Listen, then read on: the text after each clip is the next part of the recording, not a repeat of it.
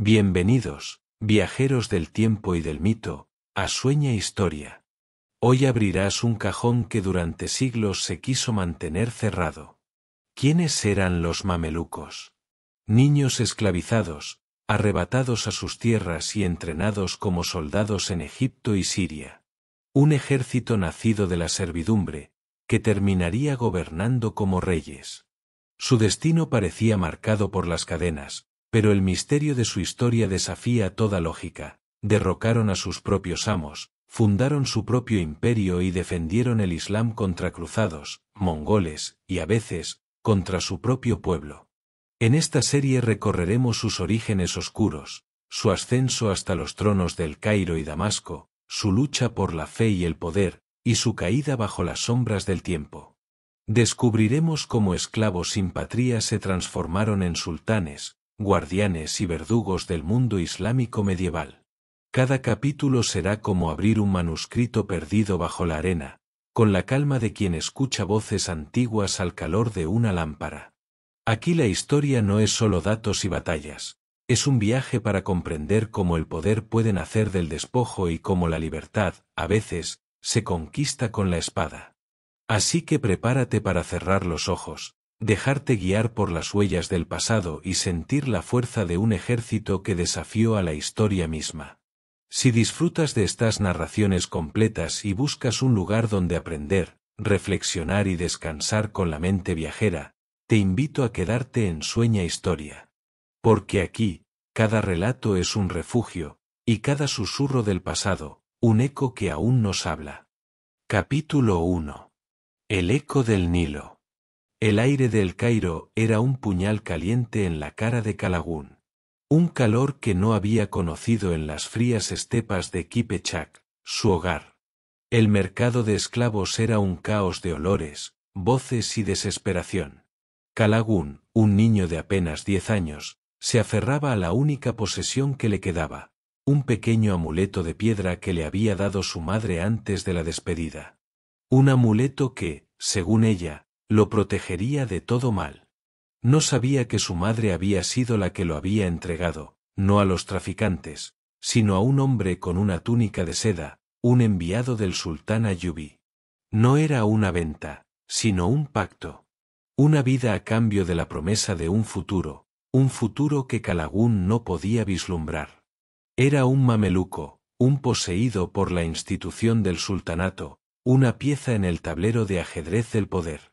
Su nuevo mundo se reducía a los altos muros de la ciudadela. Un laberinto de corredores, patios y cuarteles donde la disciplina era la única ley. Cada día era un reto, una prueba de resistencia. El entrenamiento era brutal, diseñado para borrar toda individualidad y forjar un guerrero leal y sin fisuras. A Calagún le enseñaron a manejar la cimitarra como si fuera una extensión de su brazo, a tensar el arco hasta que sus músculos ardieran y a cabalgar como si hubiera nacido en la silla. Sus maestros, mamelucos mayores, eran figuras imponentes y sin emoción, que los trataban con una dureza que rozaba la crueldad. Pero en las sombras de los cuarteles, un misterio se tejía con susurros. Había historias de un grupo de mamelucos que operaban fuera de las reglas. Un gremio de la sombra, se les llamaba. No solo eran soldados de élite, sino que eran los ojos y los oídos del imperio. Podían aparecer y desaparecer a voluntad, y sus miembros ascendían a las más altas esferas del poder con una rapidez que desafiaba la lógica. Se decía que eran fantasmas, que sus rostros eran un enigma y que su lealtad no era para el sultán, sino para una causa más grande, una que nadie conocía. Un día, mientras limpiaba su arco en el patio, Calagún escuchó a dos mamelucos mayores hablar en voz baja. Hablaban de un pergamino, de un símbolo. El ojo de Horus, dijo uno, es la clave. El gremio lo protege. El otro asintió. Es un poder que podría derribar reyes, un secreto que el sultán ni siquiera sospecha. Calagún sintió un escalofrío. El amuleto que colgaba de su cuello se sintió de repente más pesado. Había algo en ese lugar que no encajaba con la simple idea de ser un soldado. El rumor sobre el gremio se hizo más fuerte. Los jóvenes mamelucos hablaban de él con una mezcla de miedo y fascinación. ¿Qué era ese pergamino? ¿Qué poder tenía? Un mameluco llamado Baibars, un muchacho con ojos de halcón y una cicatriz en el pómulo, se acercó a Calagún. No creas en los rumores, le dijo. Es solo una leyenda para asustar a los nuevos. La única verdad es la espada y la lealtad al sultán. Pero Calagún notó un destello en los ojos de Baibars, un conocimiento que no correspondía a un simple soldado. Una noche, mientras el resto de los mamelucos dormían, Calagún no podía conciliar el sueño. Salió al patio a tomar un poco de aire. Vio una figura en las sombras, moviéndose con una gracia felina hacia una de las torres de la ciudadela. Era Baibars. Lo siguió en silencio, con el corazón latiendo con fuerza. Baibars no subió a la torre, sino que se detuvo frente a una pared de piedra. De su túnica sacó un pequeño amuleto, un objeto de bronce con una forma extraña. Lo colocó en una hendidura apenas visible en la pared. La piedra se movió con un suave crujido, revelando una entrada oculta. Calagún, paralizado por el asombro, observó cómo Baibars desaparecía en la oscuridad. Se acercó a la entrada. La oscuridad era total, pero un débil resplandor provenía de la pared. Era el símbolo del ojo de Horus, tallado en la piedra.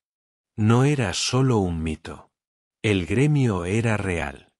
Calagún no se atrevió a entrar.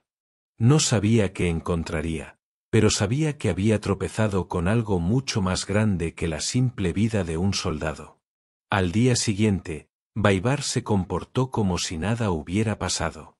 Pero la mirada de Baibars se detuvo en el cuello de Calagún. El amuleto de Calagún. Los ojos de Baibars se abrieron ligeramente. El amuleto era idéntico al que él había usado para abrir la puerta. Baibars sonrió. Un regalo de tu madre, dijo. Un buen amuleto. Calagún se sintió un escalofrío. No solo había descubierto el secreto, sino que el secreto le había encontrado a él.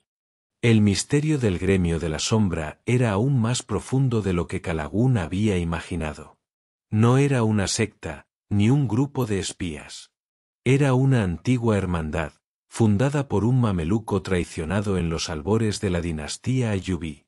Su propósito no era el poder, sino la protección de un secreto que podía destruir el sultanato.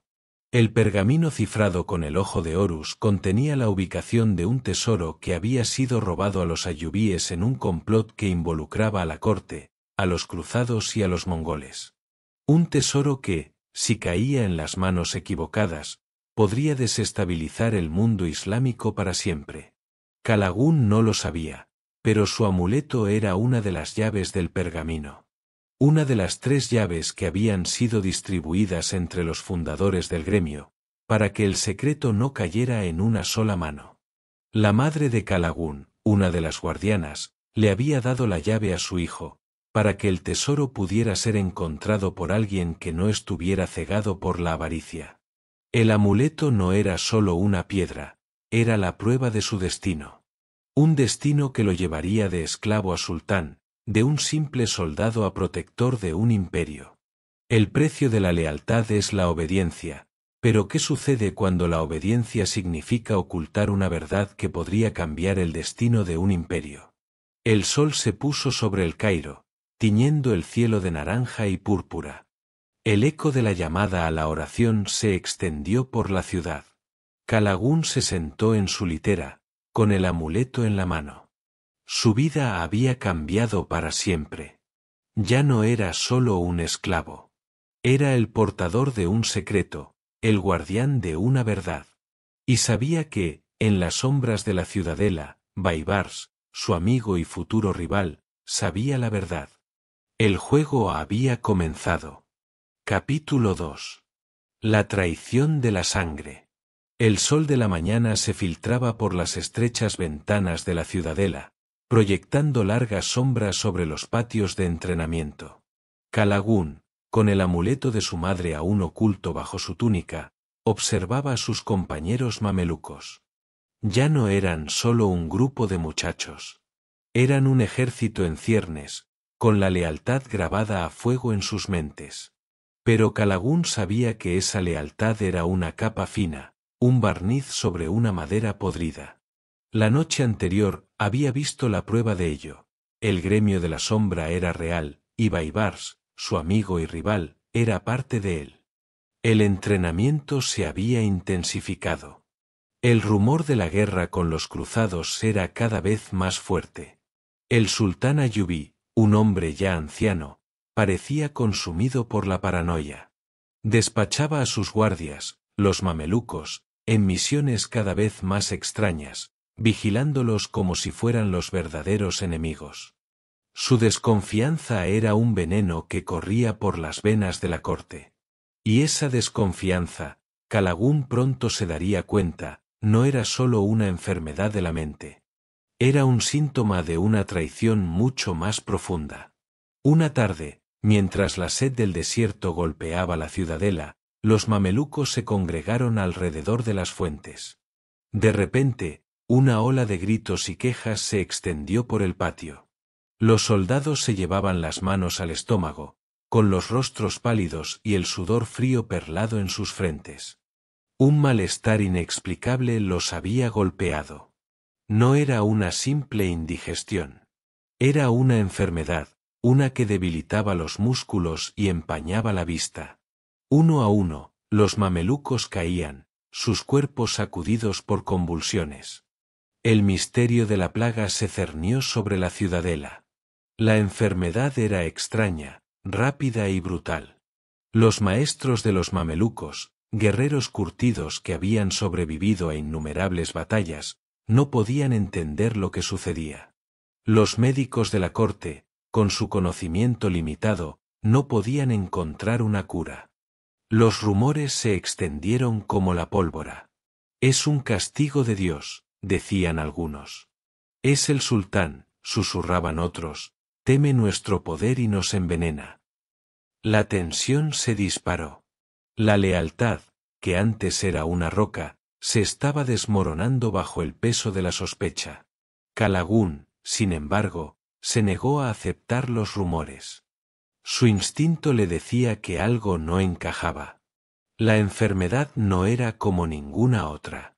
Los síntomas eran selectivos, golpeando a los mamelucos más fuertes, a aquellos que tenían la capacidad de convertirse en líderes.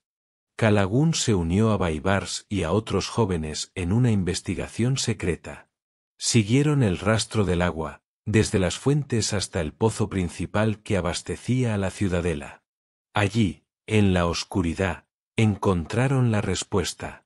Flotando en el agua, apenas visibles, había diminutas motas de una sustancia brillante. No era suciedad, ni algas. Era una especie de polvo, un polvo que brillaba con una luz extraña cuando lo exponían a la luz de una antorcha. Calagún recordó el pergamino del gremio de la sombra, y el emblema del ojo de Horus. Esto no es natural, dijo. Es un veneno. El misterio se profundizó. Si era un veneno, ¿quién lo había puesto allí? Las sospechas cayeron sobre los ayubíes, sobre los rivales del sultanato, sobre los enemigos externos. Pero la verdad oculta era mucho más insidiosa. El veneno no provenía de fuera, sino de dentro. Una facción de mamelucos, con la ambición ardiendo en sus corazones, buscaba desestabilizar el gobierno para tomar el poder. No querían derrocar al sultán, querían debilitar a sus propios hermanos para asegurar su ascenso. Baibars, con su cicatriz y sus ojos de halcón, fue el primero en reconocer el polvo. He visto esto antes, susurró. En el libro de la serpiente. Es un extracto de una flor del desierto, un veneno indetectable para los médicos, conocido solo por una antigua secta de asesinos que se creía extinta. Mientras hablaba, se levantó la túnica, revelando un tatuaje en la muñeca. Un símbolo de la secta. Calagún sintió que su corazón se detenía. Baibars no solo sabía del veneno, sino que era parte de un grupo que lo usaba. El gremio de la sombra no era solo una hermandad. Era una red de conspiración que alcanzaba a las más altas esferas. La traición había golpeado el corazón de los mamelucos. La confianza se había roto. La lealtad había muerto. El veneno en el agua no era solo una enfermedad, era el preludio de una guerra civil. Calagún, con el peso del amuleto de su madre en el cuello, se dio cuenta de que no podía confiar en nadie. La única forma de sobrevivir era entender el juego que se estaba jugando, un juego de poder, ambición y sangre. El sol se puso sobre la ciudadela, y la sombra de la traición se extendió. Los mamelucos enfermos se retorcían en sus camas, y los que estaban sanos se miraban con recelo. El aire estaba cargado de miedo y sospecha. Baibars, con su conocimiento del veneno, su tatuaje y su conexión con el gremio de la sombra, parecía ser el único que tenía las respuestas. Pero Calagún sabía que las respuestas venían con un precio que podría costarle el alma. En las sombras de la ciudadela, dos jóvenes guerreros se preparaban para la batalla, no contra el enemigo, sino contra la traición que se gestaba entre sus propias filas. La sangre había sido derramada, y el eco de la traición resonaba en los muros de la fortaleza. El juego había comenzado, y la primera víctima ya había caído. Capítulo 3. La sombra del rey. El veneno en el agua había desatado el caos. La mitad de los mamelucos se retorcían en sus catres, débiles y al borde del colapso, mientras la otra mitad los miraba con un recelo que cortaba el aire como una daga. El sultán Ayubí, un hombre ya anciano y consumido por la paranoia, se paseaba por sus aposentos, frotándose las manos y riendo para sí mismo. No se dio cuenta de que la enfermedad que asolaba a sus soldados no era la suya, sino un arma de doble filo que amenazaba con devorarlo a él también. Calagún, con el amuleto de su madre aún oculto en el cuello, se negaba a sucumbir al miedo. Había visto el tatuaje de la serpiente en la muñeca de Baibars. Sabía que su amigo estaba involucrado en la conspiración. Pero Baibars se comportaba como si nada hubiera pasado. Se ocupaba de los enfermos, les llevaba agua y les hablaba con una tranquilidad que desarmaba. Era un misterio andante. ¿Era un traidor o un agente doble? Calagún no lo sabía. Lo único que sabía era que el sultán estaba tomando decisiones peligrosas, decisiones que ponían en riesgo no solo a los mamelucos, sino a todo el imperio. El misterio que se cernía sobre el sultán era palpable. Sus edictos se habían vuelto erráticos, a veces ordenaba una campaña militar y al día siguiente la cancelaba sin explicación. Sus consejeros estaban confundidos, y los emires mamelucos, ya desconfiados, se preguntaban si el viejo rey había perdido la cabeza. Los rumores se extendían por la corte, que el sultán estaba siendo controlado por una fuerza desconocida. Calagún y Baibars, a pesar de sus crecientes sospechas, se unieron para investigar el comportamiento del sultán. Siguieron su rastro, desde los salones del trono hasta sus aposentos privados. Descubrieron que el sultán se reunía en secreto, no con sus consejeros, sino con una mujer misteriosa. Una mujer que no pertenecía a la corte, que vestía con ropas oscuras y que cubría su rostro con un velo. En las sombras de la noche, se arrastraron por los pasillos, evitando a los guardias. Subieron a una azotea con vista a los aposentos del sultán. Desde allí, vieron a la mujer y al sultán en el interior. No hablaban. Ella se sentó frente a él, y con sus manos movió un pequeño péndulo de cristal. El sultán la miraba fijamente, sus ojos vacíos, su rostro inexpresivo. Parecía hipnotizado. La mujer movió el péndulo con movimientos lentos y rítmicos. Y el sultán, con una voz monótona, como si fuera un títere, le recitó la ubicación de los depósitos de armas, el número de soldados en la guarnición y los puntos débiles de las defensas del Cairo. El corazón de Calagún se detuvo. No era un complot del sultán. Era un complot contra él. La mujer no era una amante, era una espía. Y el sultán era su marioneta. El misterio se profundizó. ¿Quién era esa mujer y para quién trabajaba?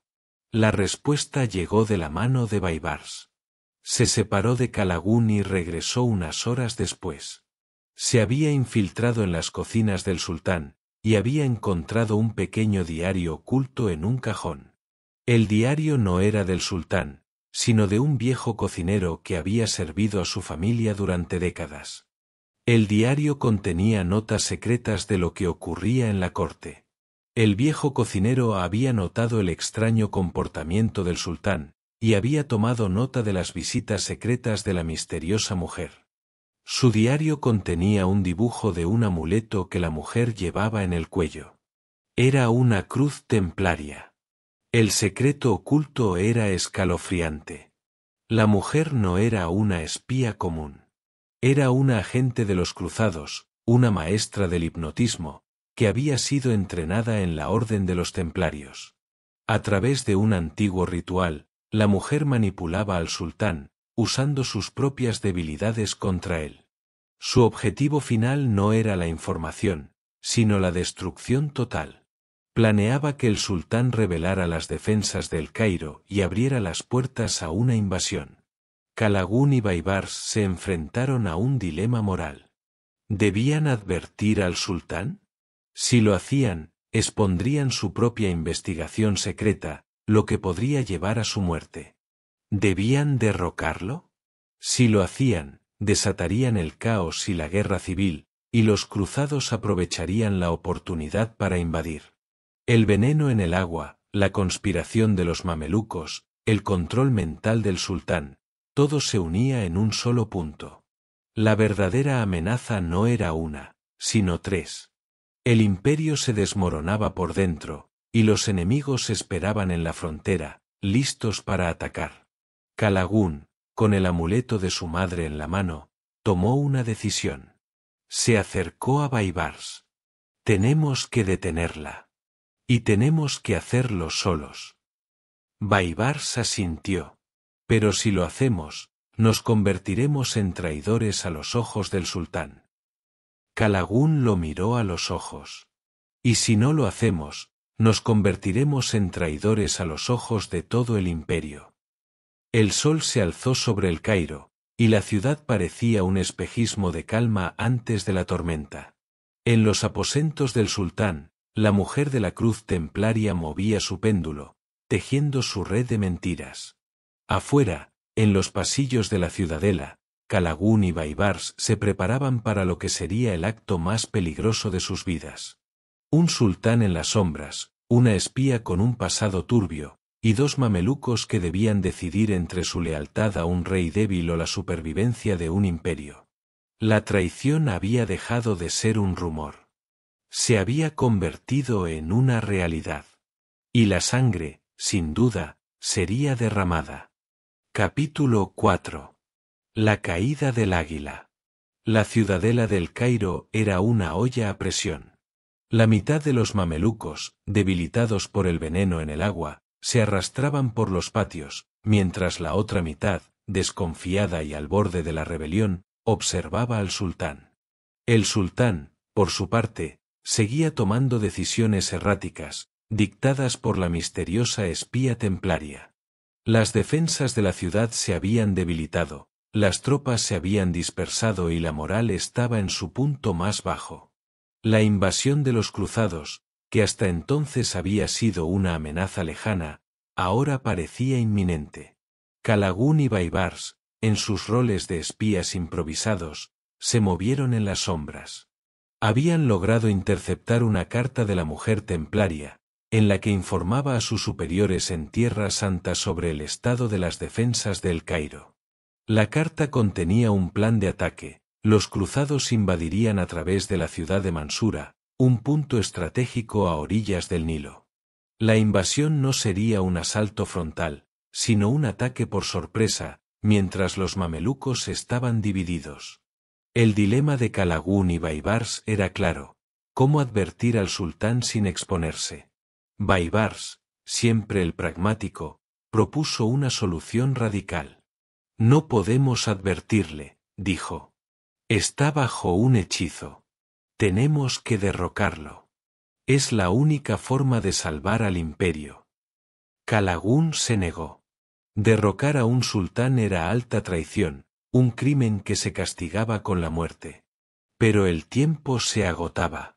El ejército cruzado, liderado por el rey Luis IX de Francia, ya se había reunido. El enfrentamiento fue inevitable. La batalla de Mansura no fue solo una batalla, sino un punto de inflexión en la historia del mundo. El sultán Turanshah, a pesar de sus debilidades, se puso al frente de su ejército, pero su mente estaba nublada por el control de la templaria. Apenas daba órdenes, y sus tropas, desmoralizadas, caían una a una. En ese momento de desesperación, los mamelucos tomaron el control. Liderados por Baibars, lucharon con una ferocidad que los cruzados nunca habían visto. No eran solo soldados. Eran un torbellino de acero y furia, una fuerza de la naturaleza. Baibars, con su cicatriz y sus ojos de halcón, era el líder perfecto. Cabalgaba en la primera fila, con la espada en alto, dando órdenes que sonaban como un trueno en el fragor de la batalla. Kalagún luchaba a su lado, cubriendo su espalda, su amuleto de piedra caliente contra su pecho. Juntos, eran imparables. Desorganizaron las filas de los cruzados, destruyeron su retaguardia y forzaron su retirada. La victoria fue total. Pero el triunfo se convirtió en el preludio de un drama aún mayor. El sultán Turanshah, a pesar de su heroísmo, se sintió amenazado por el creciente poder de sus mamelucos. Él, un rey de sangre real, había sido salvado por sus esclavos. La humillación era insoportable. En un acto de arrogancia, planeó una purga. Planeó asesinar a todos los comandantes mamelucos, incluyendo a Baibars y a Kalagún. Los mamelucos, sin embargo, con la información oculta del gremio de la sombra, se adelantaron.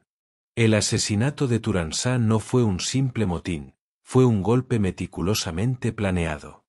Y el misterio es que todos los emires mamelucos estaban presentes. La serie plantea la pregunta: ¿quién mató al sultán? ¿Fue una conspiración de todos, o una acción de uno para culpar a todos? La verdad, sin embargo, era aún más retorcida. El asesinato fue orquestado por Sahar al-Dur, la viuda del sultán anterior, una mujer de una inteligencia y ambición sin límites. Se veía a sí misma como la única con la fuerza para gobernar un imperio que se desmoronaba. Su plan era usar a los mamelucos para crear un imperio en el que ella sería la única reina. No quería el poder para sí misma, sino para su linaje. Sahar al-Dur convocó a los emires mamelucos a una reunión. Les dijo que el sultán había muerto en la batalla, pero el cuerpo de Turanshah fue encontrado con heridas de espada. Sin embargo, nadie se atrevió a contradecirla. La verdad oculta del asesinato, que solo Baibars y Kalagún sabían, era que no había sido una espada la que lo había matado, sino un veneno. El mismo veneno que había infectado a los mamelucos, un veneno indetectable que dejaba marcas que se asemejaban a heridas de espada. Sahar al-Dur había estado detrás del complot desde el principio, usando el gremio de la sombra para sus propios fines. El águila ayubí había caído, y su lugar había sido tomado por un nuevo poder, silencioso y despiadado. El trono estaba vacante. Y en ese vacío, un nuevo juego había comenzado. Los mamelucos, de esclavos a héroes, se enfrentaban a su mayor desafío: gobernar un imperio. ¿Quién tendría el valor de tomar el trono? ¿Quién se atrevería a tomar el control en un mundo donde la traición y los secretos eran la única moneda de cambio? El futuro era incierto, y el eco de la victoria se había desvanecido en un grito de muerte. Capítulo 5. La reina y el secreto. El asesinato del sultán Turanshah había dejado un vacío de poder que el pueblo, los emires y los mamelucos sentían con la misma intensidad. La figura que se atrevió a llenar ese vacío fue Sahar al-Dur, la viuda del sultán anterior. No era solo una mujer de la realeza, era una estratega nata, una leona que había estado esperando su momento. Con un ingenio que superaba a la mayoría de los hombres de la corte, se alzó como la primera sultana del Islam. Su ascenso fue un terremoto político y social, un desafío abierto a todas las normas y tradiciones. Desde el primer día, Sahar al-Dur gobernó con mano de hierro. Su inteligencia era su arma más poderosa. Negoció con los emires mamelucos, que, a pesar de su respeto por ella, se negaban a jurar lealtad a una mujer. Los presionó, los amenazó y, en un movimiento audaz, se casó con el comandante mameluco Aybak. Su matrimonio no era un gesto de amor, sino una maniobra política. Aybak era un hombre fuerte y respetado, y su unión le daba una pizca de legitimidad en un mundo de hombres. A cambio, ella le prometió el trono. El misterio que se cierne sobre este episodio es porque una mujer tan poderosa y ambiciosa, que había logrado lo impensable, se rindió tan fácilmente. Apenas unos meses después de su matrimonio, abdicó en favor de su esposo. Para la historia oficial, fue un acto de debilidad, una rendición a la presión de los emires. Pero la verdad oculta era mucho más compleja y mucho más personal. Kalagun, que había visto la frialdad de Sahar al-Dur en el asesinato de Turansá, se negaba a creer en su debilidad. Su amuleto se sentía más pesado en su cuello, como si le advirtiera de un secreto inminente. Él y Baibars, a pesar de su tensa relación, decidieron investigar. Se infiltraron en los aposentos de la sultana, revisando cada rincón en busca de una pista. Encontraron un cofre escondido, y dentro, no había joyas ni dinero, sino un pequeño diario y un traje de bebé. El diario de Sahar al-Dur revelaba su verdad. Ella no había abdicado por miedo, sino para proteger a un secreto. Estaba embarazada. Sabía que un hijo, un niño con sangre real por parte de su padre y el poder de los mamelucos por parte de su madre, sería la única manera de asegurar la legitimidad de su reinado y el ascenso de los mamelucos como la nueva dinastía. Si los emires sabían que ella esperaba un hijo, lo habrían matado para que no se convirtiera en un rival. Su abdicación era la única forma de proteger a su hijo y darle un futuro. La revelación fue un shock para Kalagun. La mujer que había matado a un sultán para obtener el poder, lo había entregado para proteger a su hijo. Su abdicación no era un acto de rendición, sino un acto de amor y sacrificio. Se había retirado a las sombras, convirtiéndose en un fantasma, para que su hijo naciera en la clandestinidad, protegido de los emires que lo matarían si se enteraran de su existencia. El episodio termina con un salto en el tiempo. Aybak, ahora sultán, gobierna con mano firme, pero en la oscuridad de sus aposentos, se reúne con Sahar al-Dur. Ella le entrega a su hijo recién nacido, un bebé con los ojos de su madre y la sangre de la realeza. Su nombre es Ali, le dice. Y un día, él será el verdadero sultán. Nuestro legado vivirá a través de él. El rostro de Aybak, que había estado lleno de ambición, ahora estaba lleno de miedo. Sabía que su poder era solo un préstamo, y que el verdadero heredero estaba en las sombras, esperando el momento de tomar el trono. El velo del poder había caído, y en su lugar, un nuevo juego había comenzado. Capítulo 6. El muro de hierro. El Nilo fluía en calma, indiferente a las intrigas de la corte. La dinastía mameluca, nacida de la traición y la ambición, parecía consolidarse bajo el reinado de Aybak, un sultán que no tenía sangre real, pero sí un puño de hierro. Pero el verdadero poder, como Kalagun ya sabía, seguía en las sombras.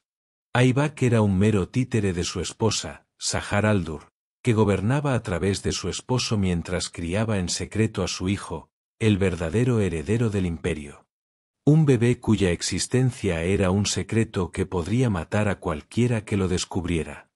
Sin embargo, las intrigas de la corte se volvieron insignificantes ante la sombra que se cernía desde el este.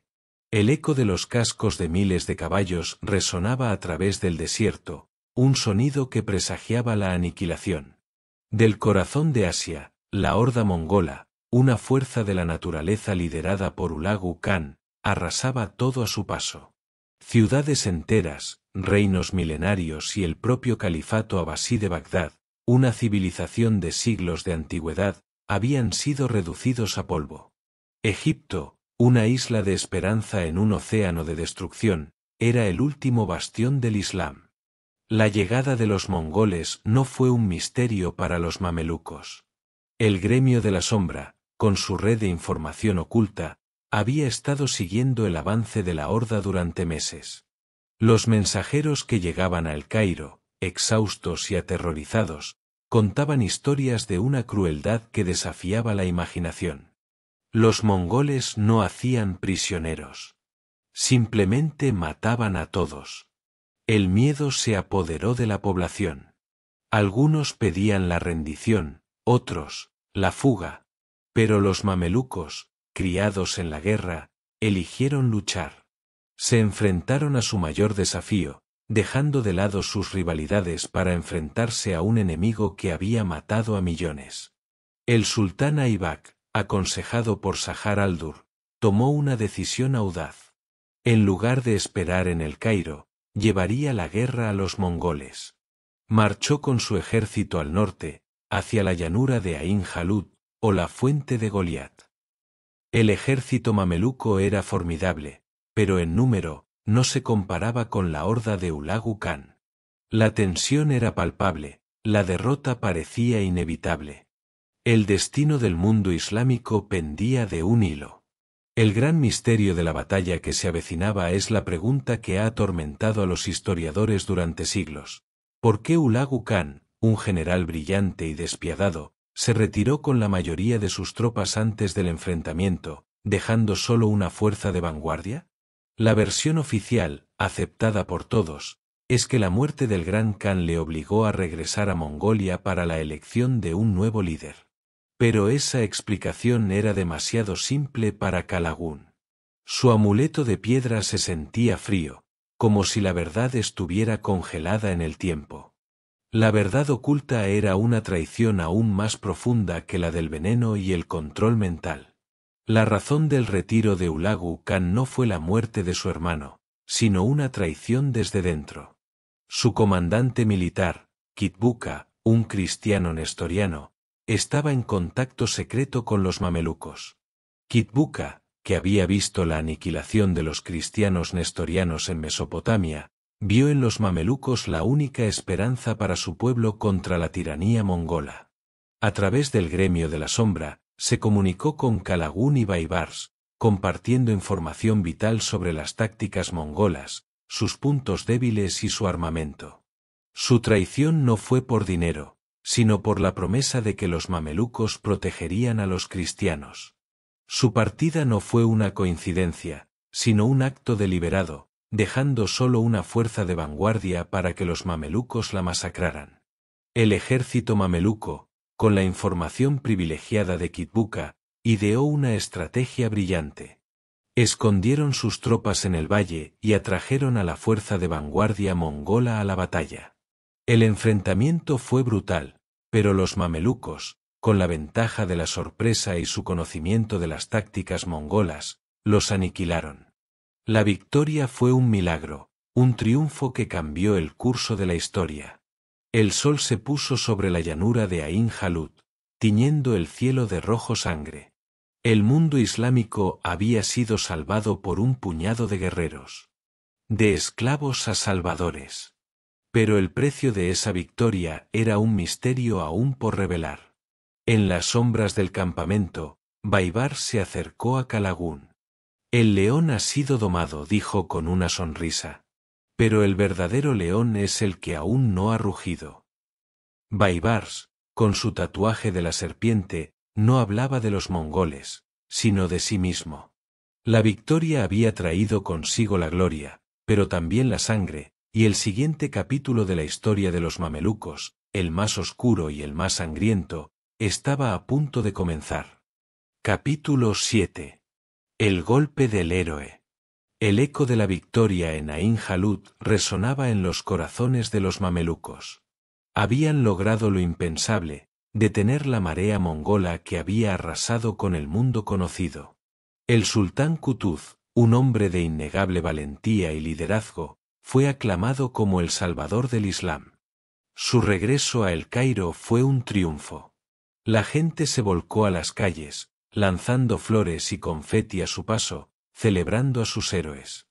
El sultán había logrado lo que nadie más había podido. Parecía que la paz finalmente llegaría a su imperio. Pero la paz es una ilusión en el mundo del poder. A medida que la caravana triunfal se dirigía de regreso a El Cairo, la tensión entre los líderes mamelucos crecía. Baibars, el estratega de la victoria en Ain Jalut, se sintió subestimado. Él había sido el cerebro de la batalla, el que había ideado la estrategia para derrotar a los mongoles. Sin embargo, toda la gloria y la aclamación popular se las llevaba Kutuz. Se sentía traicionado, y la ambición, una serpiente que siempre había anidado en su corazón, comenzó a picar con fuerza.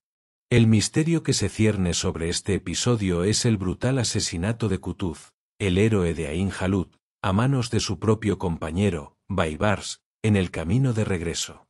Para los historiadores, el asesinato fue un simple acto de traición, un hombre cegado por el poder que mató a su líder para tomar el trono. Pero Kalagún, que había visto la complejidad de Baibars, sabía que la verdad era más profunda. No era solo la sed de poder lo que lo motivaba. Era algo mucho más oscuro. La verdad oculta detrás del asesinato de Kutuz era una promesa rota. En los días previos a la batalla de Ain Jalut, Kutuz, sabiendo de la astucia de Baibars, le había prometido el gobierno de Alepo, una de las ciudades más ricas e importantes del imperio, si lograban la victoria. Pero en el camino de regreso, Kutuz se arrepintió. No quería cederle tanto poder a un rival tan astuto. Decidió romper su promesa, y sin pensarlo, le comunicó su decisión a Baibars. El rostro de Baibars se ensombreció. Su corazón se llenó de ira y resentimiento. No era solo una promesa rota, era una traición personal. Él había arriesgado su vida, había luchado con una ferocidad que lo había convertido en un héroe, y a cambio, el sultán lo humillaba frente a todos. En ese momento, Baibars no solo buscaba el poder, sino también la venganza. Al asesinarlo, Baibars no solo se vengaba, sino que también recuperaba lo que se le había prometido. El asesinato fue rápido y brutal. En una emboscada en el desierto, Baibars y sus seguidores atacaron a Kutuz. El sultán luchó con valentía, pero no tenía ninguna posibilidad. Su cuerpo fue encontrado en la arena, con su sangre mezclándose con la tierra del desierto. Los soldados de Kutuz estaban en shock. Su héroe había sido asesinado por su propio compañero. Baibars regresó a El Cairo, no como un traidor, sino como el nuevo sultán. Nadie se atrevió a cuestionar su ascenso. Había matado a un héroe, pero había salvado un imperio. El trono era suyo. Y en las sombras de la corte, mientras Baibars se sentaba en el trono, Kalagún, con el amuleto de su madre en la mano, se dio cuenta de que el juego había cambiado para siempre. El poder ya no era un sueño, sino una realidad brutal, construida sobre la sangre y la traición. El héroe se había convertido en un tirano, y el futuro del imperio, el futuro que habían salvado, ahora estaba en manos de un hombre con sangre en sus manos. Capítulo 8. El enigma del león. El Cairo, la perla del mundo islámico, respiraba un aire tenso bajo el nuevo reinado de Baibars. El héroe de Ain Jalut, el salvador de una civilización, se había convertido en sultán a través del asesinato y la traición. Su ascenso al trono fue tan brutal como su estrategia en el campo de batalla, y su gobierno no fue menos implacable. Baibars no era un rey de cuna, sino un guerrero curtido en la sangre y el engaño. Su presencia en el trono no infundía amor, sino un miedo profundo y reverencial. Era un león que había matado a su predecesor para tomar su lugar. El reinado de Baibars, aunque sangriento en su inicio, fue un periodo de estabilidad y prosperidad para el imperio mameluco. Construyó mezquitas y escuelas, restauró la infraestructura y lanzó campañas militares que expulsaron a los últimos cruzados de Tierra Santa. Era un estratega militar consumado y un líder civil brillante. Pero a pesar de todo su poder, Baibars vivía con un miedo constante. No temía a los enemigos externos, sino a la traición interna. A pesar de que había consolidado su poder a través de purgas y ejecuciones, la paranoia lo consumía. El misterio que se cernía sobre el sultán Baibars era su inexplicable obsesión con las conspiraciones internas. Se movía en las sombras de la corte, vigilando a sus emires, escuchando sus conversaciones. Contrataba espías, y sus agentes se infiltraban en cada rincón de la sociedad egipcia. Nadie sabía por qué. Se susurraba que estaba loco, que la sangre que había derramado lo había llevado a la locura. Sin embargo, Kalagún, que había visto el tatuaje de la serpiente en la muñeca de su rival, sabía que había una razón para su paranoia. Baibars no solo buscaba traidores. Estaba buscando un fantasma. Un espía desconocido le enviaba mensajes cifrados, advirtiéndole de complots que aún no se habían materializado. La verdad oculta era aún más compleja. El espía que enviaba los mensajes a Baibars no era un traidor, sino un mensajero de una antigua logia mameluca, la Hermandad de los Ecos.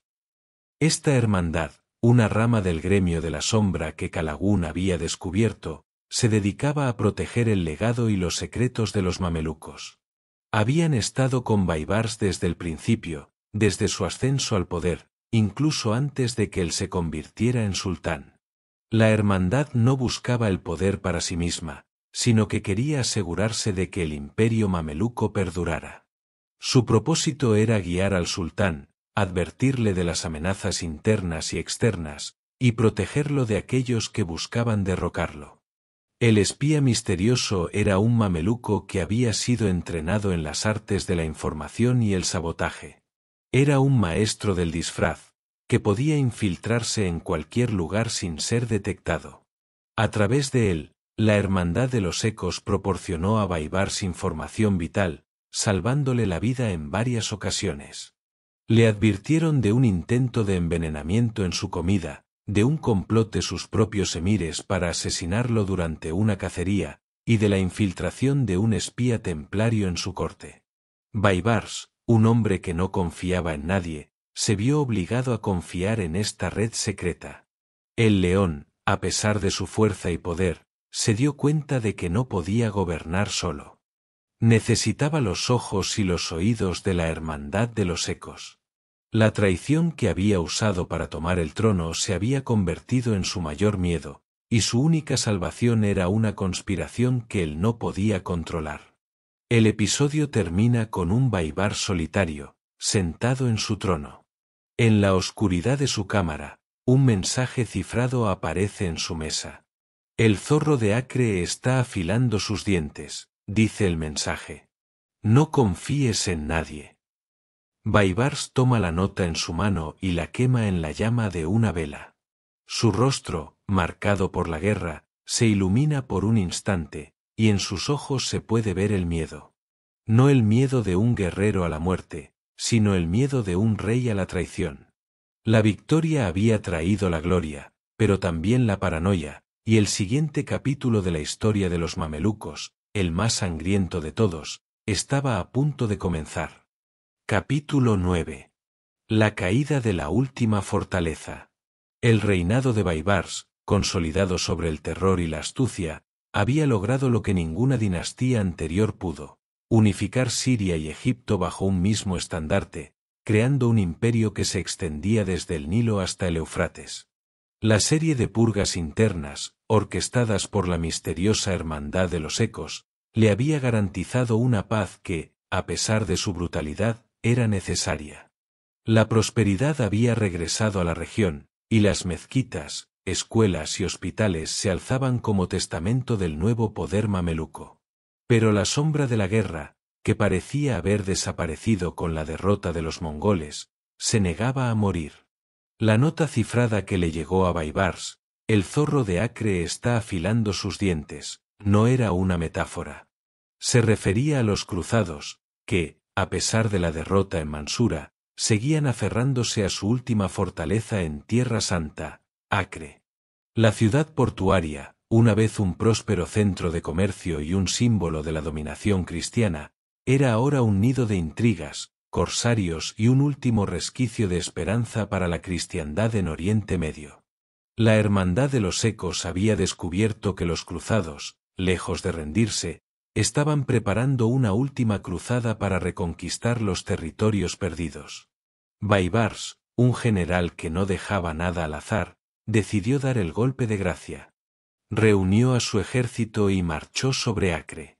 El asedio fue una demostración de poderío militar, una sinfonía de catapultas, arietes y la incansable determinación de los mamelucos. La ciudad cayó en manos de los mamelucos en 1291. Fue una victoria sin precedentes, que puso fin a casi 200 años de presencia cruzada en la región. El grito de la oración resonó en las calles de Acre, y los mamelucos, ahora amos de Siria y Egipto, se dedicaron a restaurar el orden, a reconstruir la infraestructura y a asegurar la paz en sus fronteras. Sin embargo, a pesar de su victoria, un misterio persistía.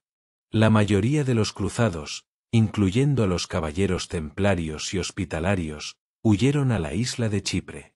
Baibars, un general que no dejaba cabos sueltos, no los persiguió.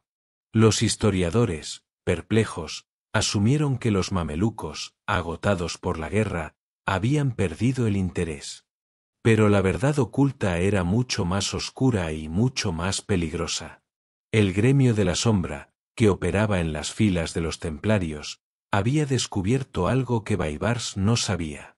Los templarios, una orden de guerreros y místicos, habían escondido un artefacto mágico en un antiguo templo en las montañas de Chipre.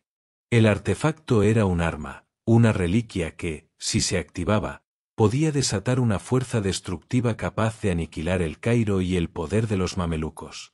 El gremio había descubierto que el artefacto, llamado el corazón de Horus, solo podía ser activado por el contacto de la sangre de un mameluco que hubiera matado a un rey. Baibars, el asesino de Kutuz, era el único que podía activarlo. La Hermandad de los Ecos, que trabajaba en la corte de Baibars, le envió un último mensaje cifrado: no cruces el mar. La victoria te ha hecho un blanco. Acre es el fin de la guerra, pero el principio del peligro. La nota explicaba la trampa que los templarios habían tendido. Querían que Baibars invadiera Chipre, que encontrara el artefacto y que, con su sangre, desatara una fuerza que los destruiría a todos. La invasión de Chipre no sería una victoria, sino un suicidio. Baibars, un hombre que no creía en la magia, se rió de la advertencia. Pero Calagún, que había visto la prueba del poder del gremio en el pergamino, sabía que no era una broma. Le advirtió a Baibars que no invadiera Chipre. El sultán, por primera vez en su vida, escuchó a alguien que no era él mismo. Aceptó la advertencia, y decidió no perseguir a los cruzados. La victoria en Acre fue el final de la guerra, pero también el comienzo de una nueva era. El episodio termina con Baibars sentado en su trono, contemplando un mapa de su vasto imperio. El zorro de Acre había afilado sus dientes, pero el león del Cairo había sido más astuto.